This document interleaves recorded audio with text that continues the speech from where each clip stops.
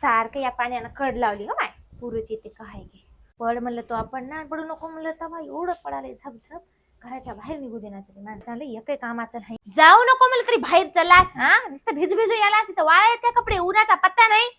कपड्याचा नुसता दम्मट वास आलाय घरानं या कार्टीला तर पत्ता टाकल नाही किद्दा सांगलाय की नाही कपडे कोचू नको नाही तिथं वाळू घाल म्हणून नुसता वास आलाय का उंदीर मेले आणि घरानं आई मी जीन्स धुई बरं पावसाळ्यात जीन्स धुवायची ती 4 दिवस जर आंघोळ केल्या बेटे हो तुम्ही तर बघा तुम्ही आधीच कपडे वाळायचे ऊन पडण्याचे तुम्हाला पाण्यात उभं करतो पाण्यात तर कपडे टाकूनच बघा तुम्ही धुयाला हा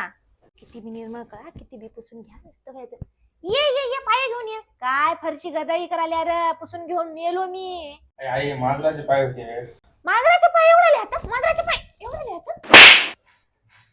मस्त बाहेर पाऊस पडायला गरम गरम भजे कर बरं भजे खान टोपल्यावर हागा गुन्हाना भाकर भाजी केली खा